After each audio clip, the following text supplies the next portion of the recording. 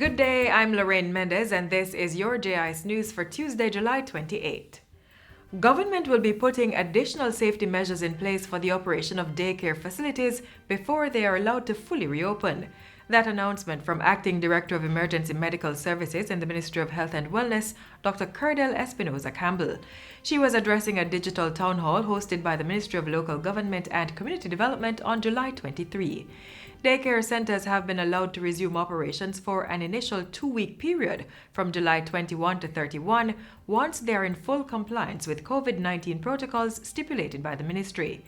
Dr. Espinosa Campbell says while childcare operators generally take great care to ensure their facilities are properly sanitized, there are still some challenges that need to be addressed. She says the environmental health team at the ministry will have to sit down and define some clear parameters for full reopening, taking into account the different stages of development of children at these facilities.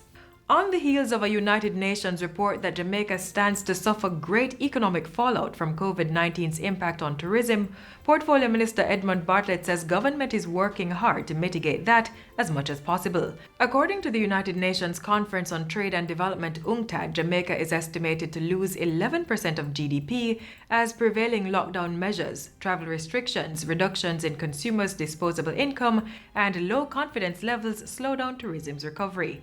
But Tourism Minister Edmund Bartlett says the administration is fighting to hold its ground and overcome all odds. The test of our mettle is far more pronounced this time than at any other time in our recent history, as the coronavirus, COVID-19, is the most devastating pandemic that we have had to face. Minister Bartlett was speaking at the recent launch of the annual Christmas in July trade show. The 2020 staging of the event featured 142 manufacturers and artisans showcasing souvenirs and gift ideas to potential buyers. So I'm particularly pleased that the small and medium tourism enterprises have been dominating this event because it was conceptualized with them in mind.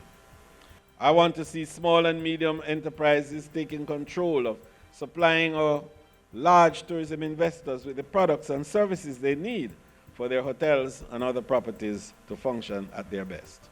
Tax Administration Jamaica, TAJ, has rolled out an online payment option for the renewal of driver's license.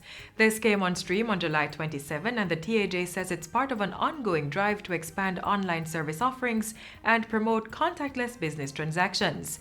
Taxpayers can now pay the renewal fee for private, general, and motorcycle classification of license at jamaicatax.gov.jm using a valid credit card or other bank cards that have credit card features. Once payment has been made, customers will be able to generate their official receipt from the system. To complete the process, after finalizing the online payment transaction, persons are required to submit to any tax office a printed copy of their receipt, the application for driver's license transactions, Form F7, and a passport-sized photograph.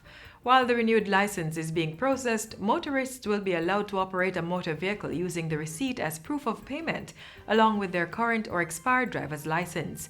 This will be for a period not exceeding 60 days.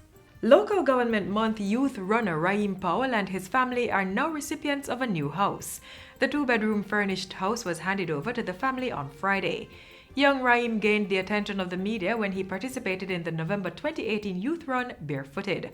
The local government ministry subsequently learned of his unsatisfactory living conditions and decided to provide him with a house. What young Raheem did is an indication of what kind of man he is going to be when he grow up and have his own family, because he's a family-oriented man. The ministry has provided Raheem with assistance in several areas since 2018, including getting his birth certificate and having him enrolled in educational programs. And finally, the National Parenting Support Commission is urging parents and guardians to participate in its virtual information sessions, which are geared towards assisting them with their children's return to school for the 2020-2021 academic year. The sessions are being facilitated via Zoom. They will enable parents to explore the schooling modalities and blended approaches that have been approved by the Ministry of Education. These include the rotational, extended day and whole day approaches, along with homeschooling and online learning. The sessions, being held across the ministry's 6 regions, got underway on July 25 in Region 1, which incorporates Kingston and St. Andrew. Other sessions are scheduled for Region 3 on August 4, Region 4 on August 8, Region 5 on August 11, and Region 6 on August 15 at 6:30 p.m. each day.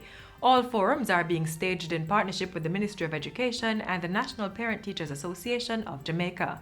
Interested persons are asked to direct all queries to Sonia Oregio via email at sonia.oregio@moey.gov.jm or by calling 876-967-7977. And that's it for JI's News Today. I'm Lorraine Mendez. Thanks for watching.